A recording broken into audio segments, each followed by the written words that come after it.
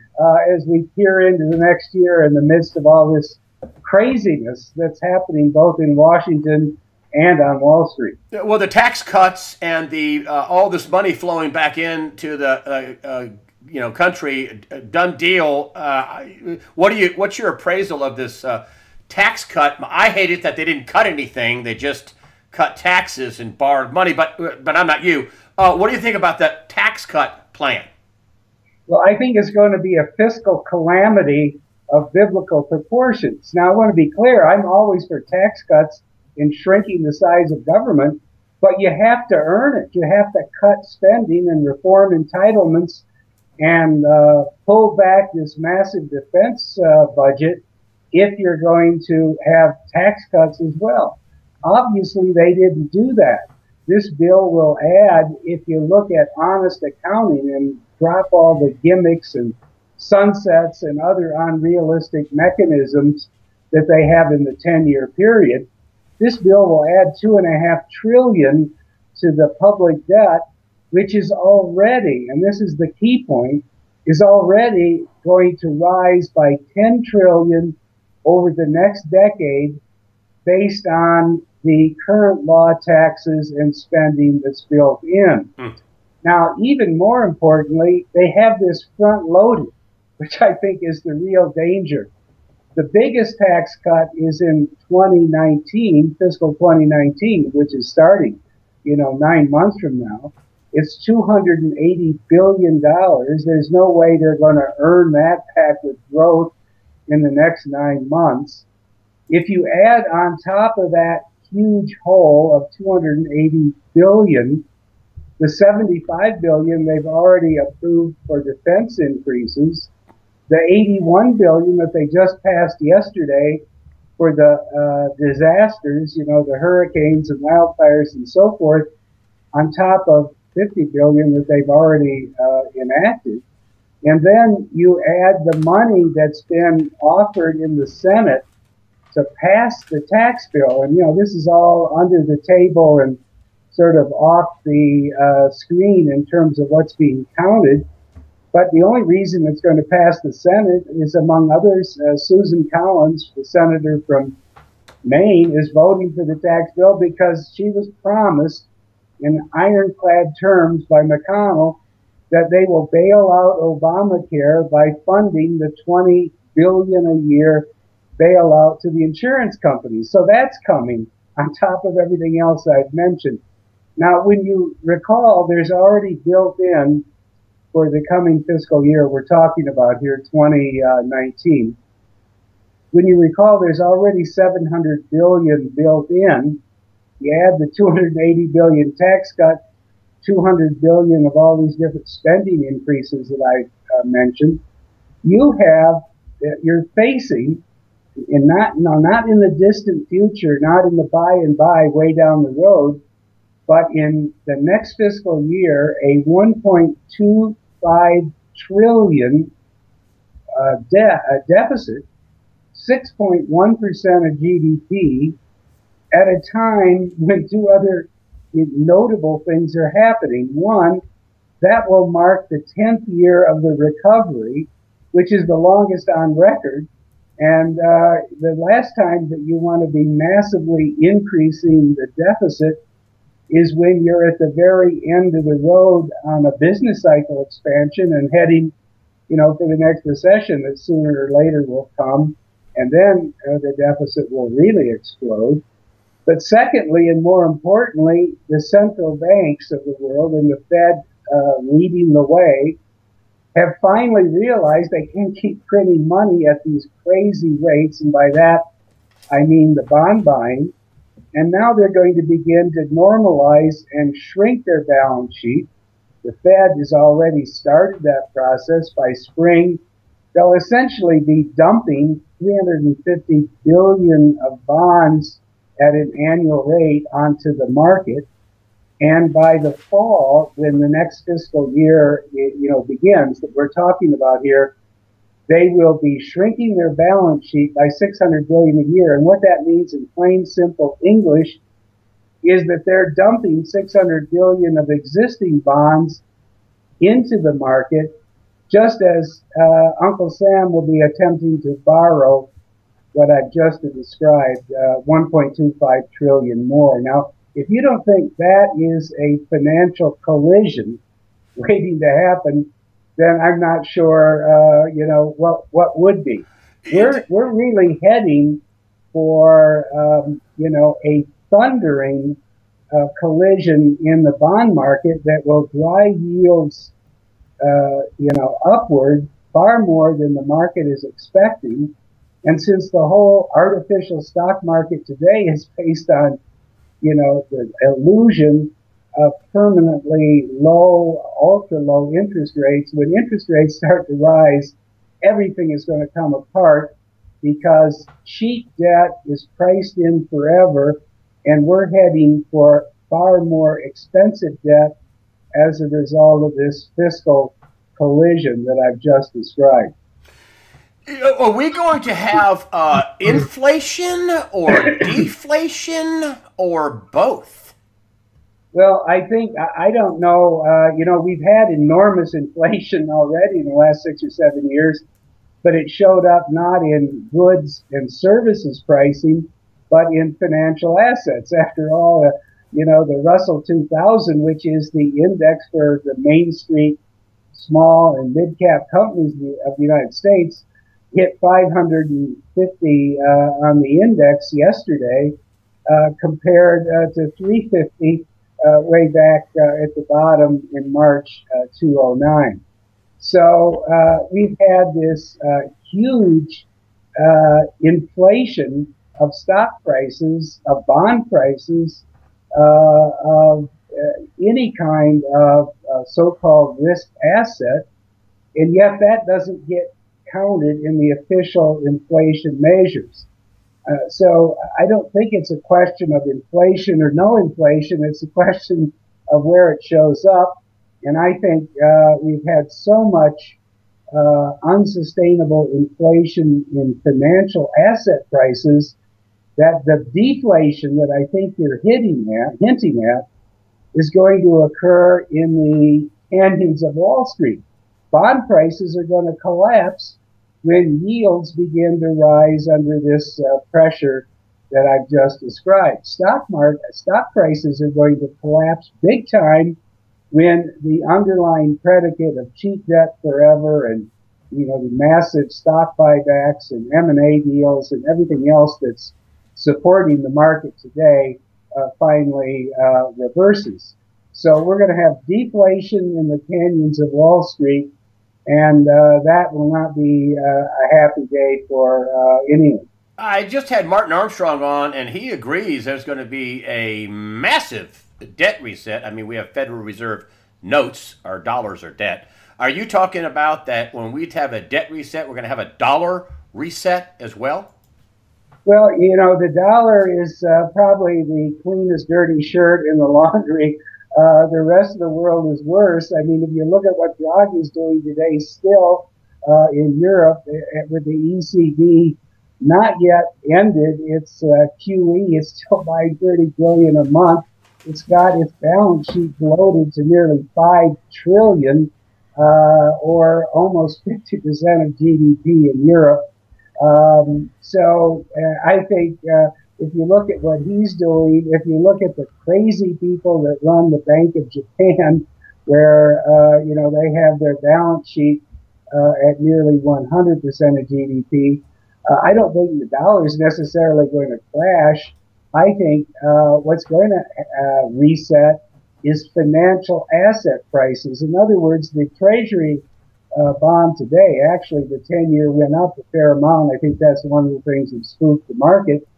But in any event, when it goes from 2.44% yield, where it is today, to easily 4% or higher, that's a 30 or 40% drop in the price of that bond.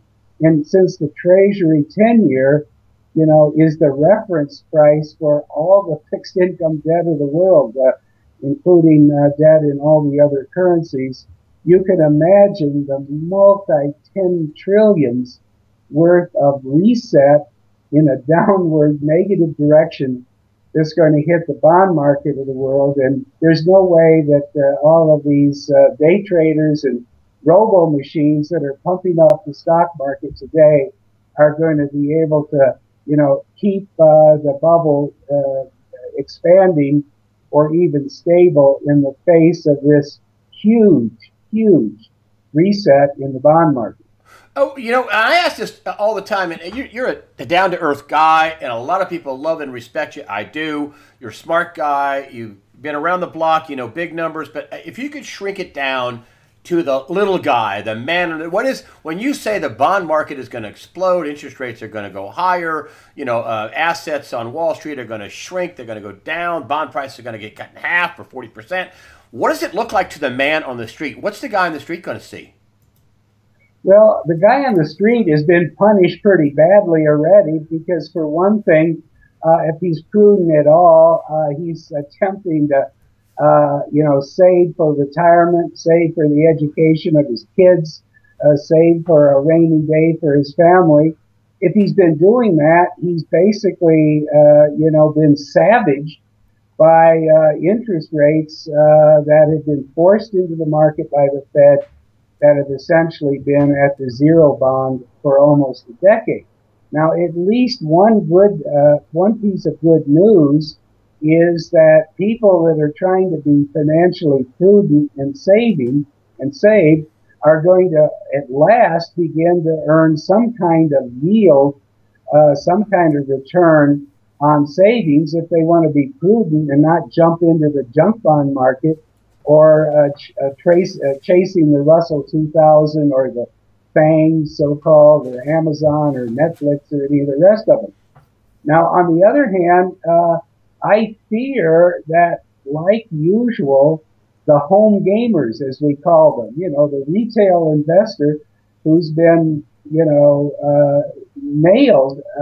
by all of this financial turmoil of the last 17 years, is finally forgetting the lesson they learned with dot-com crash and the lesson they learned in 2008 when they said it was a Goldilocks economy and stocks could never go down. In the first instance, the NASDAQ went down by 80%, as you remember, when dot-com crashed. And then in 2008, the S&P 500, which is the big stocks, actually went down by 60%. So what I'm saying is people thought they learned the lesson, but now in the last year or two, as we've reached the, peak or the asymptote, you might say, of this third great bubble, it looks to me like the home gamers have been suckered right back into the market again, like sheep being called to the slaughter.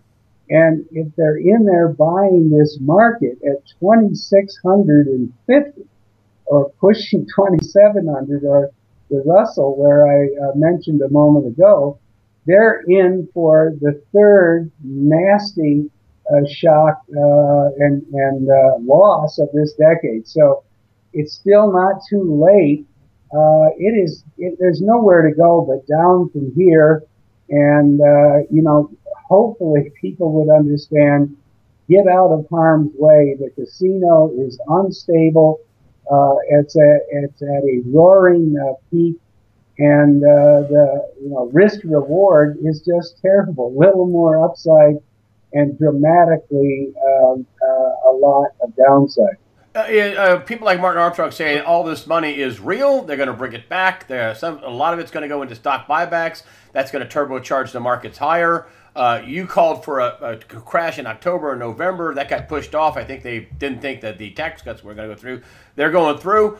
What do you think this market is happening? Why was it pushed back from October to November? As I believe you, and I still believe you that it's this hinky, weird going on. Why do you think that the market got pushed into 2018? You think the stock market, the crash, where you're talking about the bond market, if the bond market, I'm sorry, I'm so excited to have you on. If the bond market goes up, if interest rates go up and crashes the bond market, you're saying game, set, match on the stock market, bond market, they both go down at the same time. You think that happens in 2018? Well, look, I think so, but on the other hand, the stock market has been a disaster waiting to happen for a long time. In other words, there's no rationality left. There's no price discovery. this is all just momentum trading based on the enormous liquidity that's been injected by the Fed and is still being injected into the financial system by other central banks, but in rapidly diminishing amounts. You know, the ECB just announced this week that they're dropping from 60 billion a month of bond buying to 30 billion. And that, that money circulates. It's all fungible in the entire global financial system. So there has been at least a little bit of support on the margin. But what I'm saying right now, the market is just trading on pure price action. People are buying because it's going up. It's pure momentum. There is not any regard for fundamentals. And so with the right catalyst or black swan, whatever you want to call it, I call it the orange swan because I think Trump is leading the way to disaster on fiscal policy. But whatever you want to call it, this market, can roll over when the right feather sort of lands on the pile. And I think that is going to be when it dawns on the bond market and the stock market for that matter, that yes, most of the corporate tax cut will flow back into stock buybacks and enhanced dividends, and that's what some people are looking at to support the market. But on the other hand, it's all going to be borrowed money. Every single dime of it is going to be borrowed by the U.S. Treasury on top of what I just described earlier on in terms of all the defense money, the disaster money, domestic appropriations, the insurance company bailouts, and so forth. So when they begin to realize that the Treasury is going to be in the market for $1.2 trillion and that the Fed is sticking to its guns, and I think this is an important thing. Janet Yellen in her swan song a couple of days ago said, we are so on automatic pilot in terms of shrinking our balance sheet, which was 10 billion a month this quarter, 20 billion a month next quarter, and so on, that we're not even going to mention it anymore in our post-meeting statement. Now, that may sound like a little obscure or subtle to some people, but actually it's a huge statement. It's a statement that we're shrinking this balance sheet, and they call that allowing their balance sheet to run off. But don't have any illusion when they don't replace retiring, maturing Treasury debt or Freddie Mac, Fannie Mae debt that they own. That's the same thing as selling the bond, because the Treasury will be back out there in the market to replace every dime of maturing debt. So they're going to be, this is critical, big time dumpers of bonds on the market, like has never happened in history really, but certainly not in the last 30 years, where the balance sheet, ballooned from 200 billion to 4.5 trillion. For the first time, they are pivoting, and they're pretty serious, I believe, into a huge bond selling campaign that will run smack into this massive Treasury borrowing. That is what they call not priced in, not even, for a moment, because today's markets have been so spoiled by central bank, price keeping, as I call it, stimulus, whatever you want to call it, that they're not looking ahead. The markets aren't discounting any real assessment of the future. They're just waiting for something to stop them from going up. And that something is what I've just described, the bond market collision that's coming right at us as we move into 2018. How fast could interest rates go up, and how high and how fast can interest rates go up? Well, they could go up pretty fast because we've seen a very volatile bond market over the last 4 or 5 years, even though the Treasury 10-year stuck in the sort of, excuse me, 2.35% range now for a month or two. But it's actually swung from a high of 270 in 216 in the summer of 216, to a low of 1.34%, not too far back. So what I'm telling you is, once this starts to move, you have to realize that this market is a bond market is full of front runners. In other words, it's full of people who were buying the bond on repo, which is to say leverage. You buy $1 billion worth of bonds and you borrow $900 million against them from the Wall Street dealers. They've been buying bonds, the government bond on repo, because the yield spread was enormous. It was just like printing money. You borrow, overnight for, let's say, 30 basis points, and you harvest a yield of 230 basis points, and that seems like free money.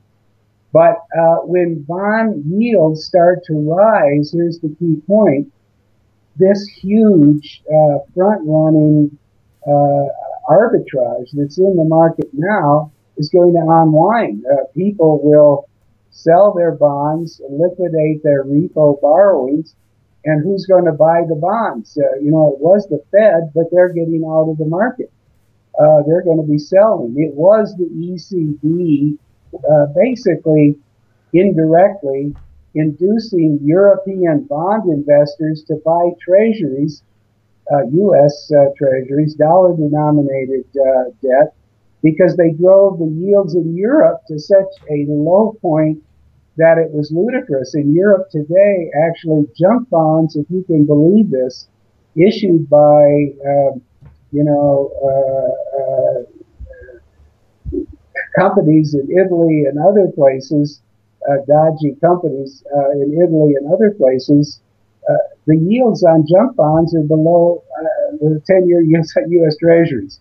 So what I'm getting at here is as the ECB finally gets over this bond buying mania. In fact, Draghi's term is ending next year, and I think they'll put a German, more sound money type in as head of the ECB. But when you get the ECB out of the market, Japan has even announced they're slowing down. China is drastically throttling back the rate of monetary expansion now that Mr. Xi has been coronated as ruler for life. When you factor all those things in, you get a picture that could see bond yields jump by 50, 100, 150 basis points within a year or less. And let me tell you, that would be a shock to the system, because all these U.S. companies that have borrowed upwards of $6 trillion over the last 10 years to buy back their stock are going to suddenly find that they're paying a huge premium on all that debt, and their earnings are going to be clobbered accordingly. As a matter of fact, I'm writing in my blog for tomorrow that there is now 12.5 trillion of debt on businesses in the United States. Corporations, about 8 trillion, and the so-called pass-throughs that we've been hearing so much about, unincorporated businesses, partnerships, subchapter S, and so forth, 4.5 trillion. So my point is that if we get even a 200 basis point normalization, which I think is very possible, in other words, a 10-year trading at not 2.3 but 4.3, which is still low by historical standards, you would have a 250 billion reduction in pre-tax business profits in the United States. I mean, that isn't priced in. That's not on the radar screen, let me tell you, of the day traders on Wall Street. And So, the short answer is it's going to move up in 100 plus basis points, and that is going to clobber everything that's built in, priced in, and predicated in the bubblish markets that we have going today. I mean, you're telling me that the picture you're painting, I'm getting from you, is the whole thing could just implode, freeze. The whole thing would just freeze. People wouldn't be able to pay. Businesses would not be able to pay this back. Well, I don't know if the whole thing is going to freeze. There's massive liquidity in the market. You know, after all of this money printing by the Fed, after all, remember when the crisis happened last time, the balance sheet of the Fed was 900 billion, let's say. Now it's 4.4 trillion. Well, you know, they just printed liquidity. They bought bonds and put new money into the system. It's still out there. You know, it's sloshing around. There's something like 10 or 12 trillion of bank deposits in the country.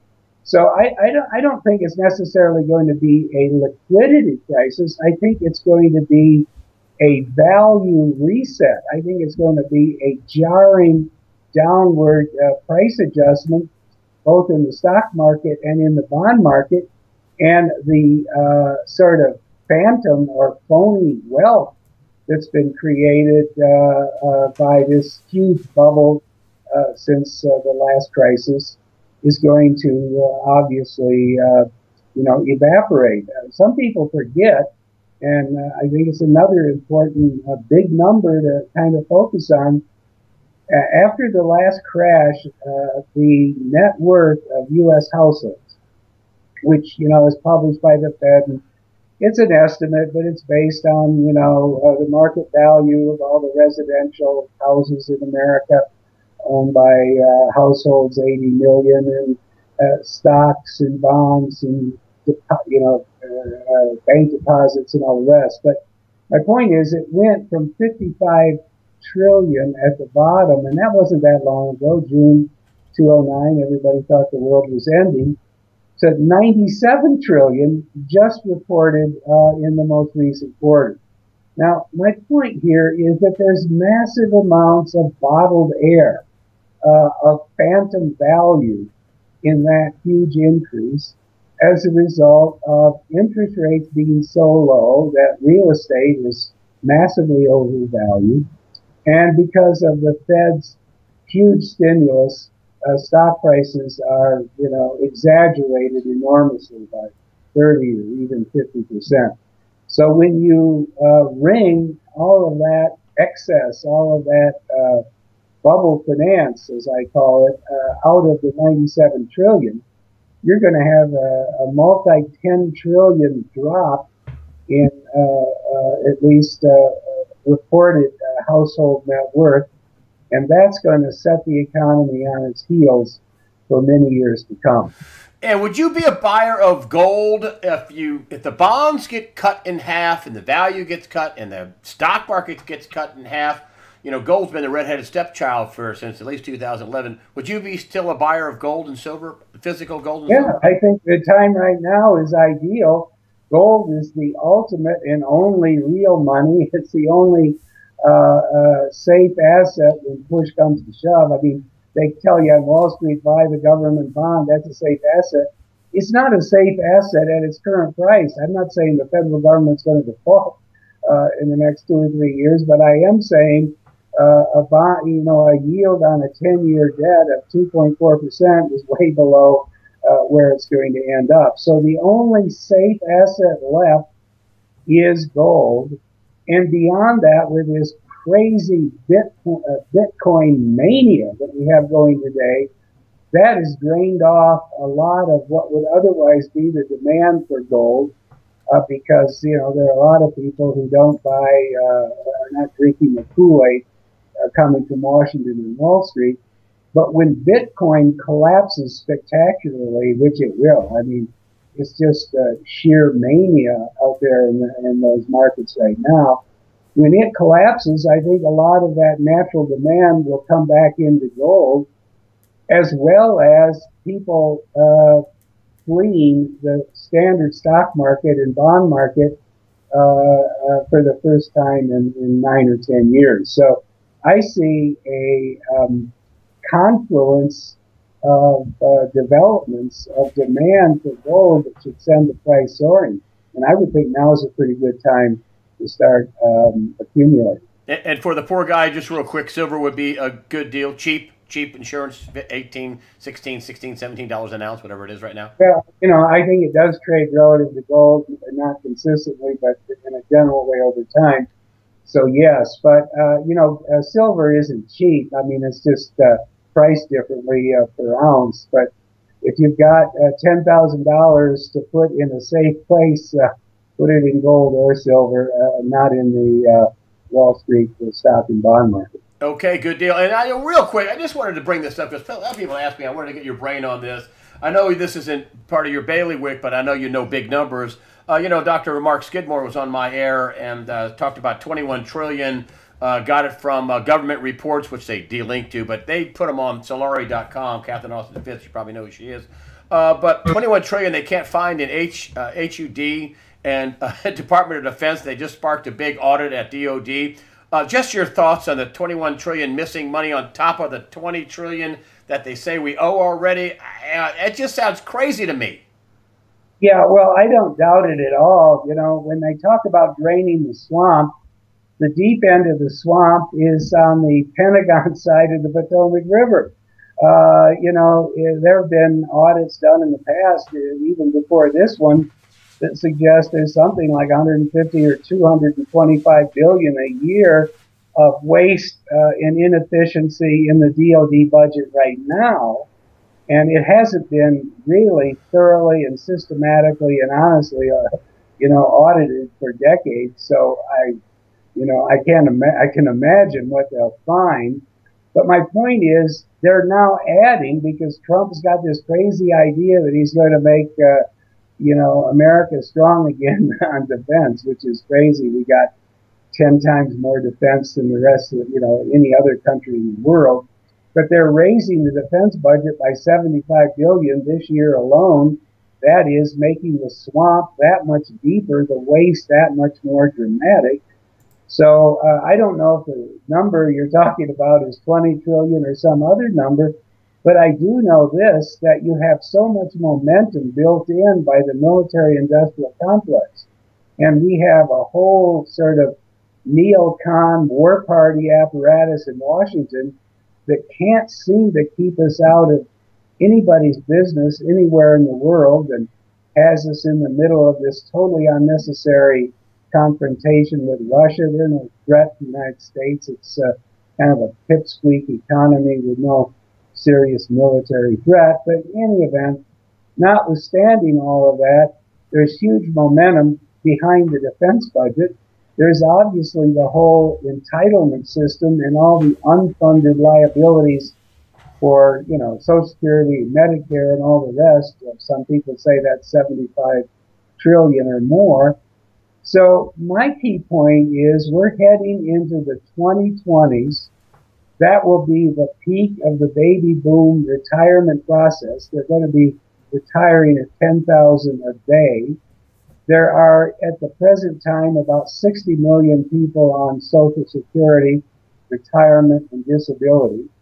By the end of this decade, the 2020s, there will be 85 million people on those retirements. All of that cost is going to, increase dramatically.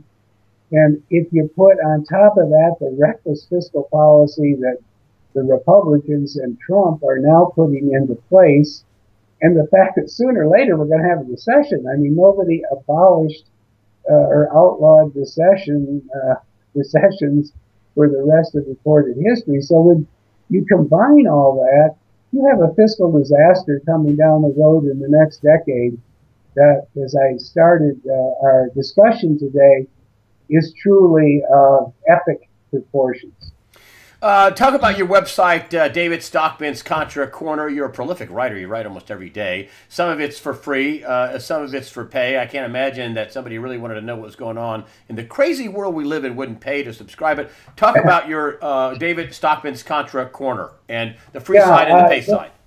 Right. Well, it comes out every day. It's called David Stockman's Contra Corner. You can easily get to it by Googling that. I post every day commentary on the fiscal situation on Wall Street, on what's happening in the international financial system and economy. I address the just absurdity that's going on in Washington with this Russiagate witch hunt, and the growing incapacity and dysfunction of what I call the imperial city. That's really what Washington is. It's kind of imperial Rome in modern garb. So I talk about all of this, and then we also post about 10 reads each day from other authors on these topics that I think, are pertinent or salient or informative. Now, the subscription rate is about $30 a month. That's $1 a day. It seems to me that that's pretty reasonable for everything you're getting.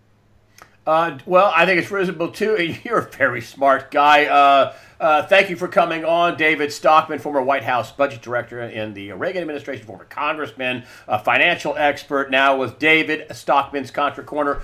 For you folks there on YouTube, you go back to my all links are found on, and I will put you back to the USA Watchdog site after the interview section. You'll find David Stockman's Contra Corner, the homepage, and also the subscription page. David Stockman, thank you so much for joining us today on USAWatchdog.com. Very happy to be with you and look forward to the next conversation. Yes, sir. Thanks for being on. You're very enlightening. You got a big brain, and we'd like to see it on parade. Thank you, David Stockman.